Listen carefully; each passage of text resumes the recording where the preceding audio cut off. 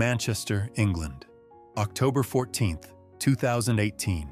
Sarah Mitchell was having what she thought would be an ordinary Tuesday morning when her 5-year-old son Tommy dropped a sentence that would shatter her understanding of reality forever. "Mom, I used to be famous before I was Tommy. I sang songs and everyone knew my name." Sarah pauses, coffee mug halfway to her lips. Every parent knows children say strange things, but something in Tommy's voice sends a chill down her spine. It isn't the playful imagination of a child pretending to be a superhero. It's the quiet certainty of someone stating a simple fact. "Tommy, sweetheart, what do you mean you were famous?" she asks, crouching down to meet his eyes. The boy looks at her with an expression that seems far too serious for his age. "I was John," he says matter-of-factly. "I made music with my friends Paul, George, and Ringo. We played in big places and people screamed really loud." Sarah feels her heart skip a beat. Her son has never shown any interest in classic rock. They don't own Beatles albums. She's never even mentioned John Lennon's name in his presence. But what Tommy says next freezes the blood in her veins. "I know things about that life that nobody else knows, Mom. I can prove I'm telling the truth. You are about to witness the most documented case of childhood reincarnation in modern history. A story so impossible it defied every expert who investigated it. A story that would force scientists, historians, and skeptics to question everything they believed about consciousness, memory, and the very nature of human existence. Because what started as a mother's concern about her child's vivid imagination would become the most thoroughly investigated paranormal case of the 21st century. And Tommy Mitchell, barely tall enough to reach the kitchen counter, was about to reveal secrets that only John Lennon himself could have known. The journey you're about to take will challenge every assumption you have about life, death, and what lies beyond. This isn't just another story about a child with an overactive imagination. This is the account of a 5-year-old boy who possessed knowledge so specific, so intimate, and so historically accurate that it left world-renowned experts speechless. Over the next few weeks, Tommy's behavior became increasingly unsettling. He would wake up humming complex melodies that Sarah had never heard before. When she asked where he learned these songs, Tommy would simply say, "I wrote them when I was John." The tunes weren't nursery rhymes or children's songs. They were sophisticated compositions with intricate chord progressions that no 5-year-old should be able to conceptualize, let alone remember. But the truly disturbing incidents began during what Sarah thought were normal bedtime stories. As she read Tommy his favorite book about farm animals, he would interrupt with statements that made her skin crawl. "That's not how you hold a guitar, Mom. You have to put your thumb behind the neck like this." He would demonstrate the proper finger positioning with startling accuracy. "When did you learn about guitars, Tommy?" Sarah would ask. "I told you, Mom. When I was John, I played guitar all the time. My first one was a Galatone champion. I got it when I was 16. Sarah documented every strange comment in a notebook, not knowing she was creating what would become crucial evidence in one of the most extraordinary investigations ever conducted. Tommy's knowledge wasn't limited to music. He would make casual references to places he'd never been, people he'd never met, and events from decades before his birth. The Cavern Club was really hot, he mentioned one evening while playing with his toy cars. And it smelled funny because people smoked so much. We played there lots of times before we got famous. The specificity of these details sent Sarah searching the internet late into the night. Every fact Tommy mentioned checked out with historical records. The Cavern Club was indeed known for its poor ventilation and heavy cigarette smoke. The Beatles had performed there 292 times between 1961 and 1963. But how could her 5-year-old son know these obscure details about a Liverpool basement club from the 1960s? The situation reached a breaking point when Tommy began speaking with what could only be described as a Liverpool accent. Not the exaggerated mimicry of a child pretending, but the authentic dialect and speech patterns of someone who had lived in Merseyside for years. Sarah recorded one of these episodes on her phone, her hands shaking as she captured her son discussing his childhood memories in perfect Scouse. "Me mom used to make me practice me guitar in me room so I wouldn't bother the neighbors. But I wanted everyone to hear the music, you know? I knew it was special." When she played the recording for her husband Mark, who had grown up in Liverpool himself, his reaction was immediate and visceral. "Sarah, that's not just an accent. That's specifically the working-class Liverpool dialect from the 1950s. The way he pronounces certain words, the grammatical structures he uses, that's exactly how my grandfather spoke." But Tommy's never even been to Liverpool. Mark Mitchell was a practical man, an engineer who believed in evidence and logical explanations. But watching his 5-year-old son demonstrate intimate knowledge of pre-war Liverpool while speaking in a dialect that had largely disappeared by the 1980s challenged every rational explanation he could construct. The boy wasn't just pretending or copying something he'd seen on television. He was accessing memories that belonged to someone else entirely. The breaking point came during a family dinner, when Tommy suddenly stopped eating and stared at the wall with an expression of profound sadness. "I miss Aunt Mimi," he whispered, tears forming in his eyes. "She raised me after me dad left and me mom couldn't cope. She was strict, but she loved me. She always said I'd never make money playing guitar, but she was wrong." Sarah and Mark exchanged glances across the table. They had never mentioned Mimi Smith to Tommy. Hell, they barely knew who she was themselves. That night, after Tommy had gone to bed, Sarah found herself deep in Beatles biography websites, cross-referencing her son's statements with historical facts. Mimi Smith was indeed John Lennon's aunt, who had raised him from age 5 after his parents separated.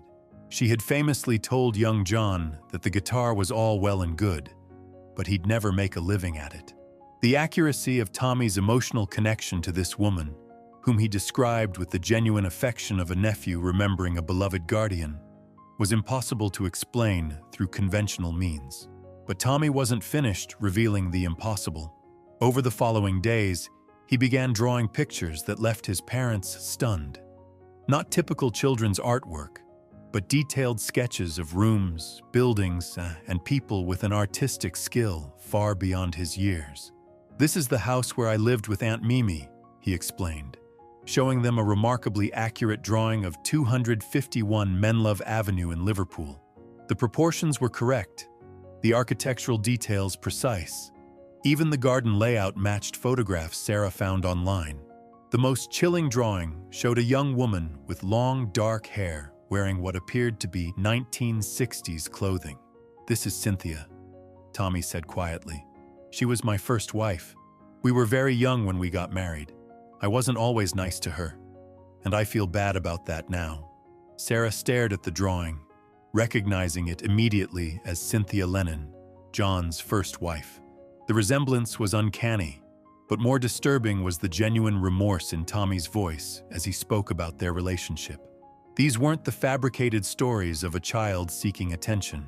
They carried the weight of real emotional memory, tinged with adult understanding of complex relationships and personal regrets. Tommy spoke about Cynthia with the complicated feelings of someone who had lived through a difficult marriage, not the simple hero worship of a young fan. The most unsettling revelation came when Tommy began describing events that had never been publicly documented.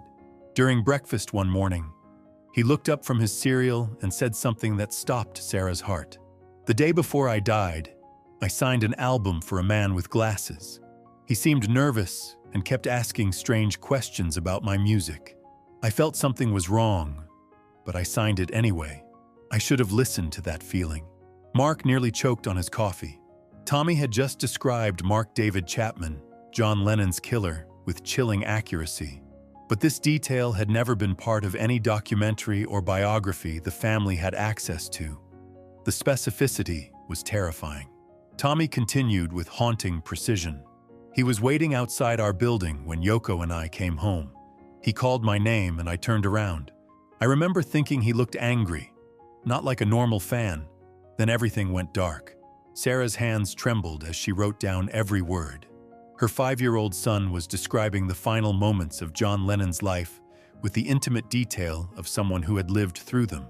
But the most disturbing part wasn't what he said, it was how he said it. Tommy spoke with the weary resignation of someone processing trauma, not the excitement of a child telling a story. Dr. Patricia Hawthorne was skeptical when Sarah first contacted her office. As a leading child psychologist specializing in memory disorders and childhood trauma, she had seen countless cases of children claiming to remember past lives.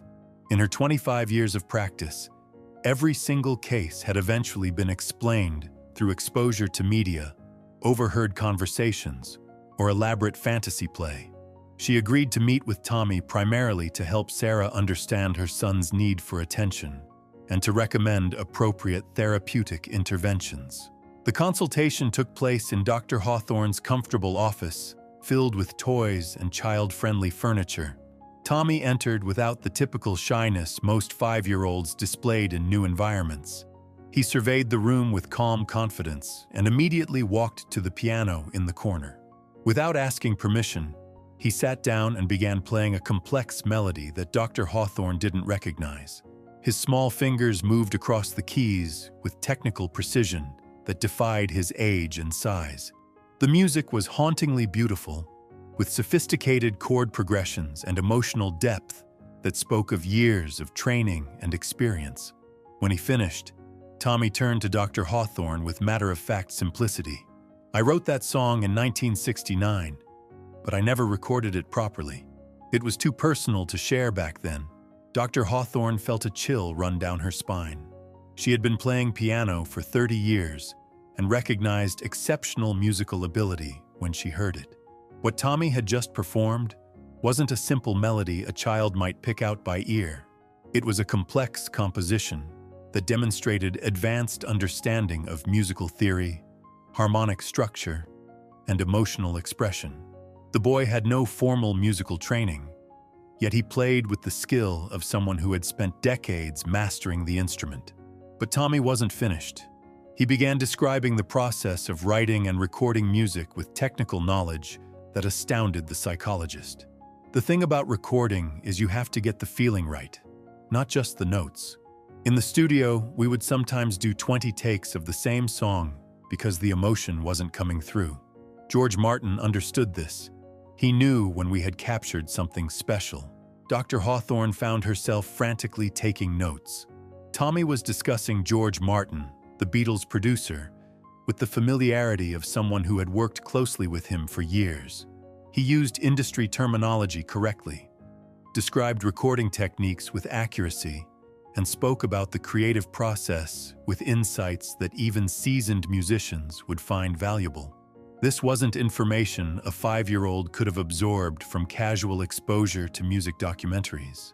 During their second session, Tommy did something that left Dr. Hawthorne questioning everything she thought she knew about child psychology. He walked to her bookshelf and pulled out a thick biography of John Lennon that she kept for reference. Without opening it, he pointed to specific sections and began correcting factual errors. "This part about the Hamburg days is wrong," he said with quiet authority. "We didn't play at the Kaiser Keller first. It was the Indra Club, and the acoustics were terrible."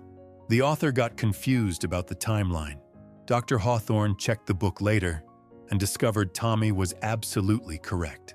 The biography did contain that error, mixing up the sequence of clubs where the Beatles performed in Hamburg. But this was an obscure detail that only serious Beatles historians would know. And even then, it was information that had only been clarified in recent academic research. There was no way a 5-year-old could have access to such specialized knowledge. The sessions continued for weeks, with each meeting revealing new impossibilities. Tommy would describe the recording process for specific Beatles albums with accuracy that matched official studio documentation. He knew which instruments were used on which tracks, could explain the technical challenges they faced with early recording equipment, and even remembered conversations between band members that had never been publicly reported. One afternoon, Tommy began humming a melody that Dr. Hawthorne found hauntingly familiar, yet unrecognizable. When she asked about it, his response sent shivers through her professional composure. That's a song I was working on the week before I died. I never finished it. It was going to be about Julian, but I ran out of time. The melody was beautiful and melancholic, carrying the emotional weight of unfinished business and paternal love. Dr. Hawthorne contacted John Lennon's management team, hoping to verify whether John had been working on any unreleased material before his death. The response she received 3 weeks later changed everything. According to Yoko Ono's personal archives, John had indeed been sketching out ideas for a song dedicated to Julian in November 1980. The project was mentioned in his private journal but had never been publicly disclosed. The implications were staggering. Tommy wasn't just demonstrating knowledge of public Beatles history. He was accessing private, personal memories that had never been shared with the outside world. Dr. Hawthorne realized she was dealing with something far beyond conventional child psychology. She was witnessing evidence of consciousness that transcended the boundaries of individual lifetime and memory. The investigation took an unprecedented turn when Dr. Hawthorne made a decision that would transform the case from psychological curiosity to scientific phenomenon. She contacted Dr. Michael Rosenberg, a neuroscientist at Cambridge University who specialized in memory formation and consciousness studies. His initial response was predictably dismissive. "Patricia, I've seen these cases before. Children are remarkably good at absorbing information from their environment and reconstructing it in ways that seem impossible." But when Dr. Hawthorne sent him the video recordings of Tommy's piano performances and his discussions of recording techniques, Dr. Rosenberg's skepticism began to crumble. The first meeting between Tommy and Dr. Rosenberg took place in a controlled laboratory environment designed to eliminate any possibility of external influence. The room contained no Beatles memorabilia, no musical instruments, and no visual cues that might trigger learned responses. Tommy entered the sterile space with the same confident demeanor he had displayed everywhere else, seemingly unaffected by the clinical atmosphere that typically intimidated young children. Dr. Rosenberg began with simple questions designed to establish baseline responses. "Tommy, can you tell me about your favorite color?" "Blue," Tommy replied without hesitation. "Like the ocean near where Yoko and I lived in New York. We had a big apartment with windows that looked out over the water. I used to watch the boats and think about the songs I wanted to write." Dr. Rosenberg felt his pulse quicken. The Dakota building, where John Lennon lived and died, was indeed near the Hudson River, and the windows of the 7th-floor apartment did offer water views.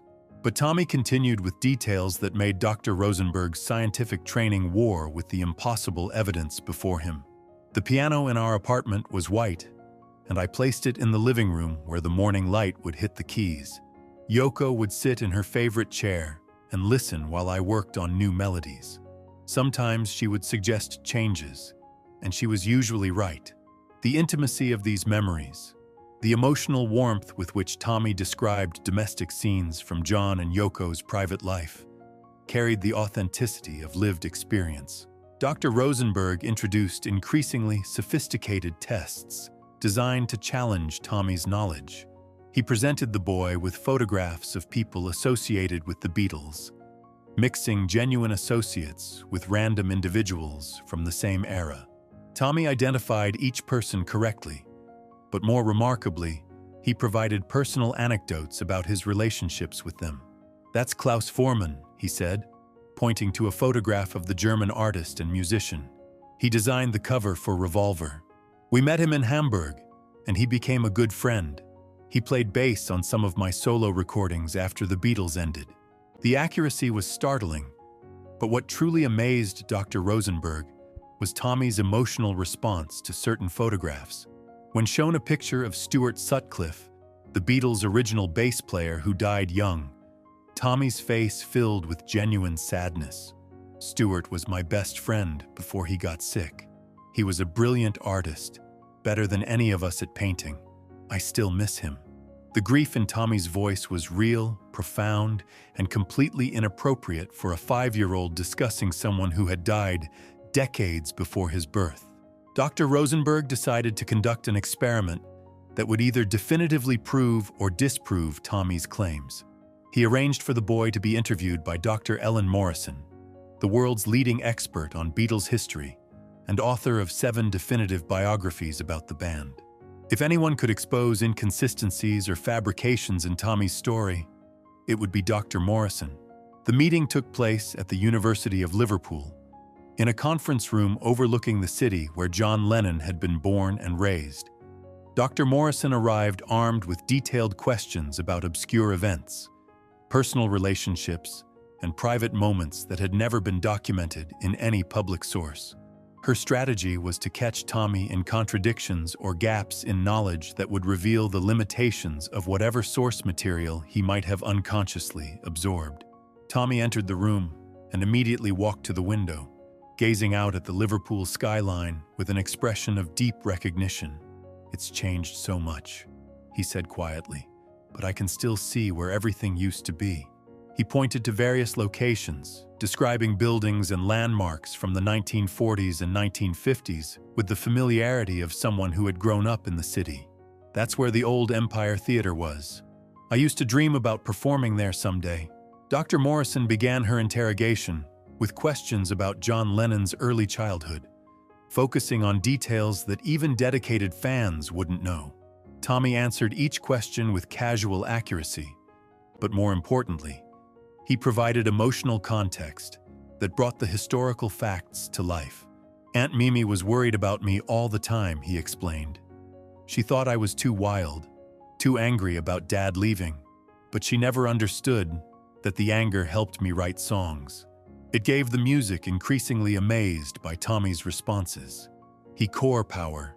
The interview continued for 3 hours, with Dr. Morrison growing-acted minor errors in her own published works, provided insights into the creative process behind specific songs, and described the dynamics between band members with the nuanced understanding of someone who had lived through the relationships. When Dr. Morrison asked about the recording sessions for Sgt. Pepper's Lonely Hearts Club Band, Tommy's face lit up with genuine enthusiasm.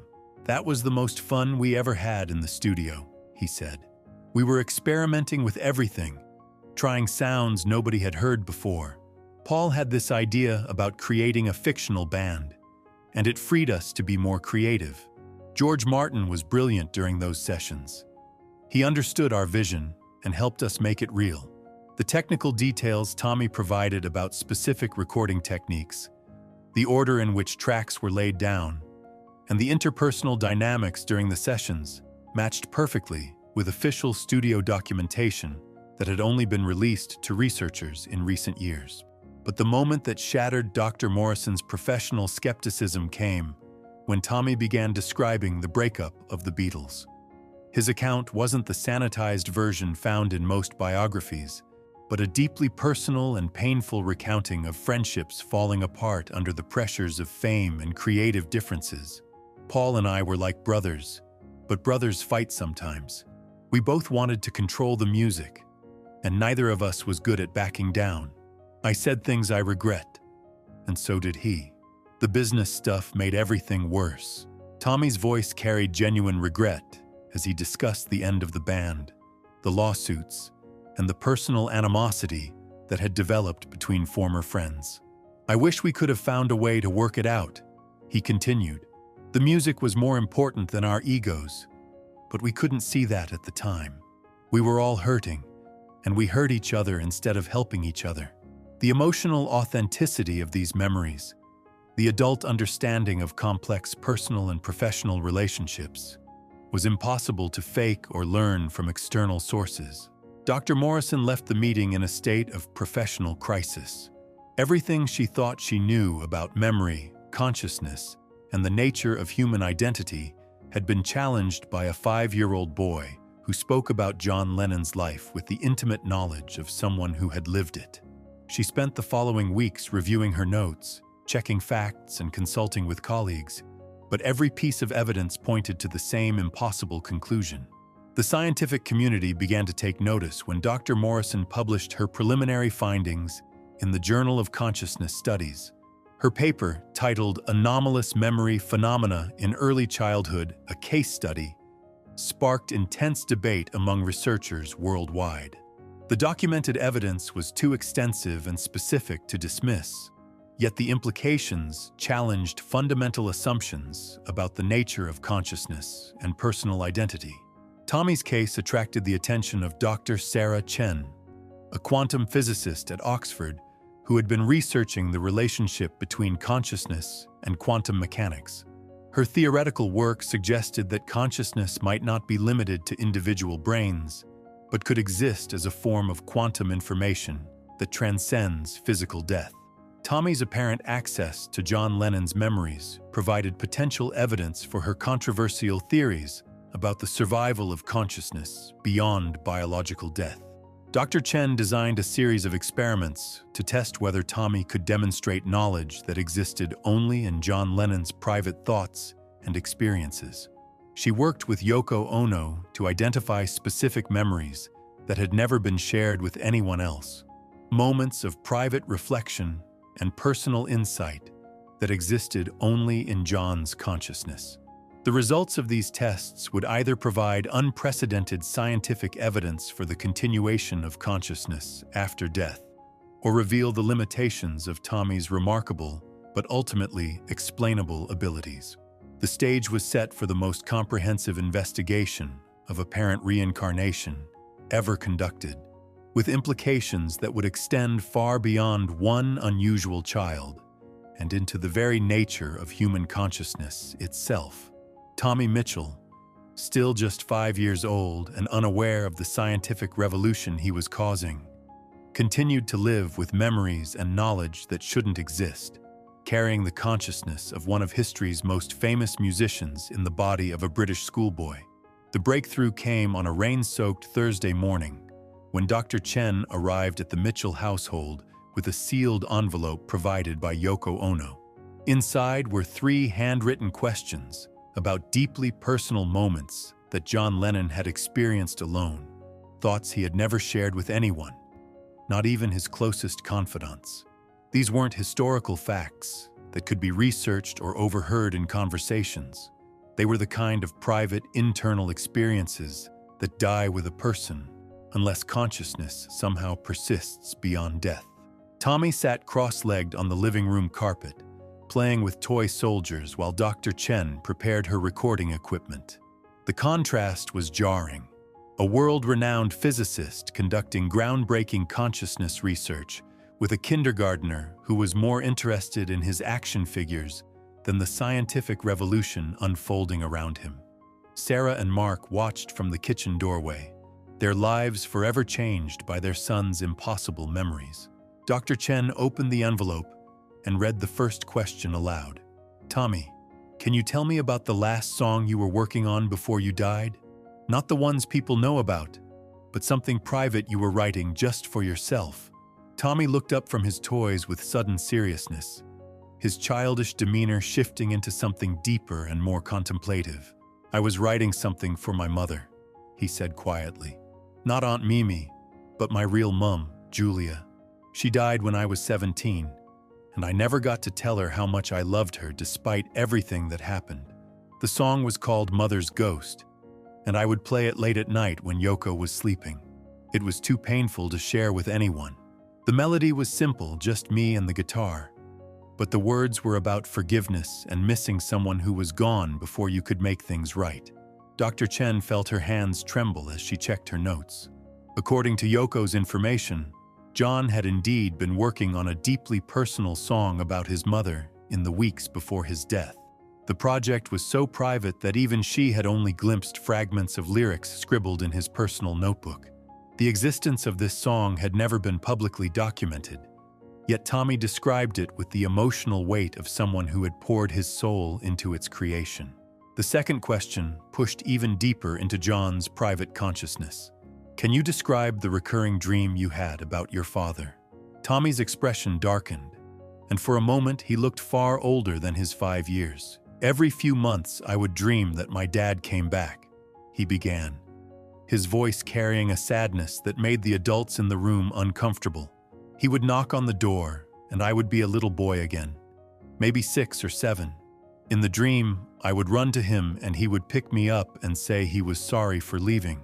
But then I would wake up and remember that I was grown up and famous and it was too late for him to come back and make it better. The specificity was devastating. According to Yoko's sealed information, John had confided in her about these exact dreams during their early relationship. He had described them as his deepest vulnerability, the childhood wound that never healed despite his success and fame. The fact that Tommy could access not just the content of these dreams, but their emotional significance suggested a connection to John's consciousness that transcended normal psychological explanation. But it was the third question that shattered every remaining doubt about the authenticity of Tommy's memories. Dr. Chen's voice wavered slightly as she read it aloud. What did you think about during the last few minutes in the recording studio on December 8, 1980, before you went home? Tommy closed his eyes and was quiet for a long moment, as if accessing memories that were almost too painful to revisit. I was listening to the playback of Walking on Thin Ice. He finally said, Yoko's song.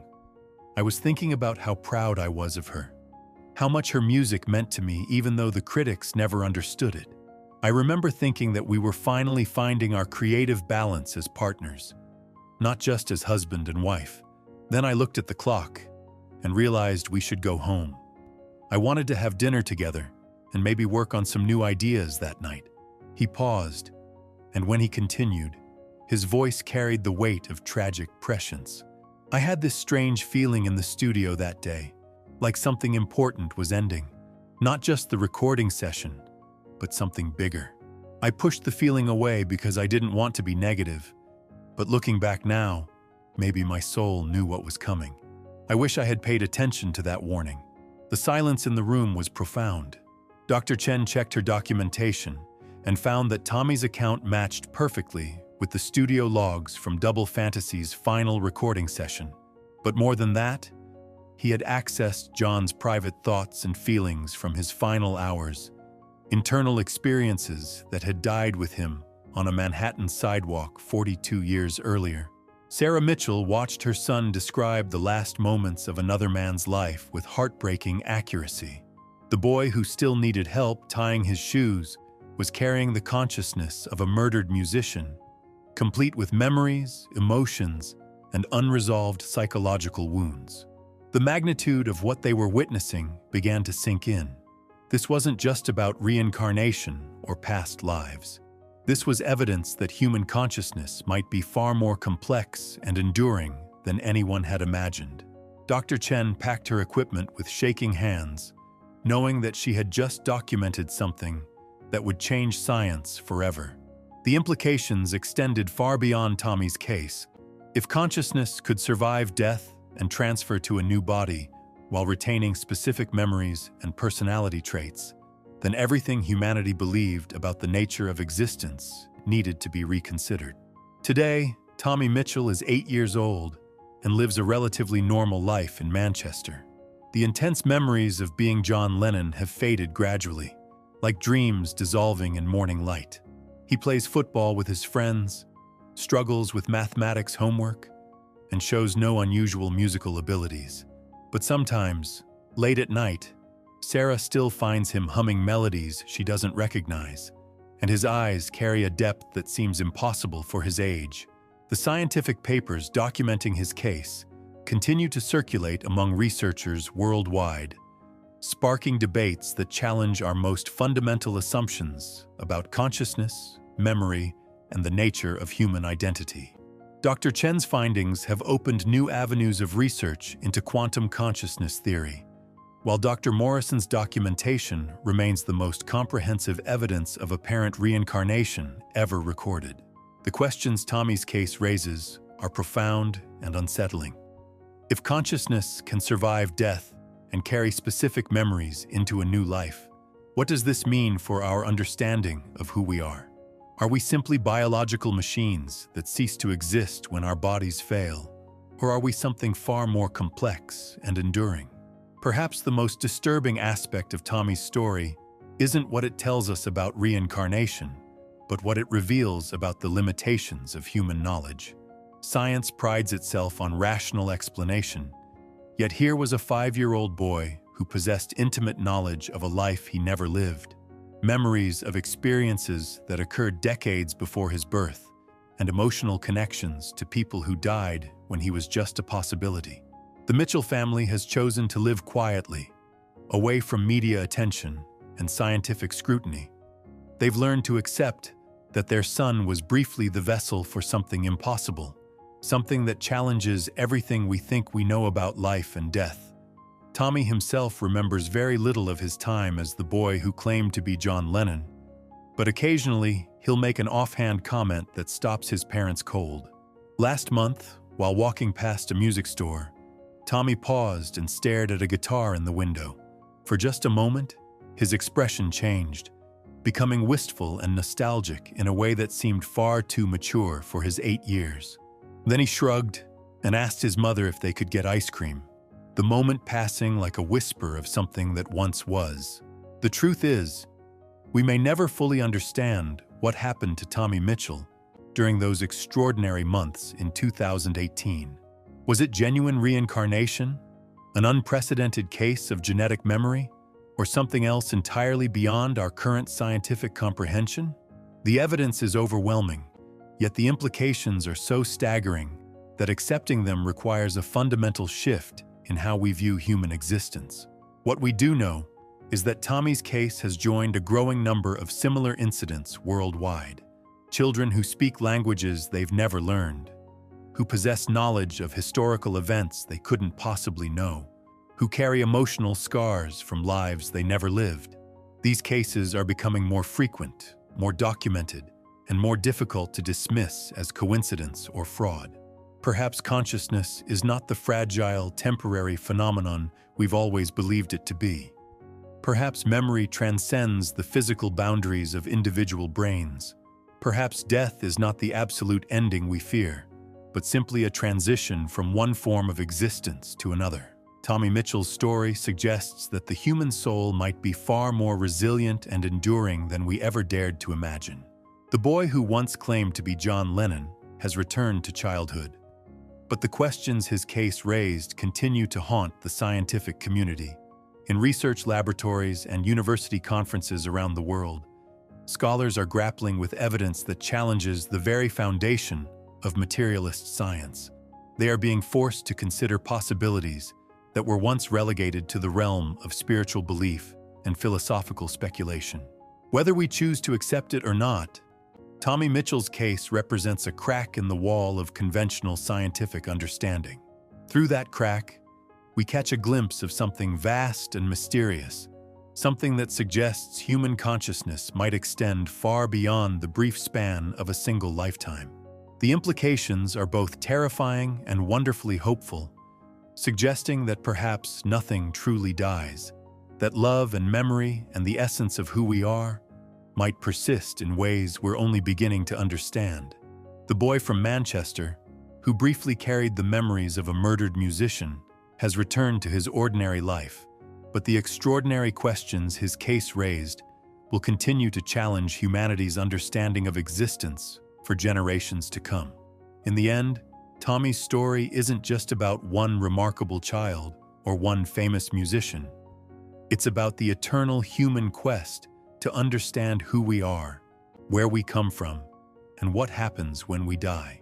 And perhaps, just perhaps, it's proof that consciousness is far more mysterious and enduring than we ever dared to believe.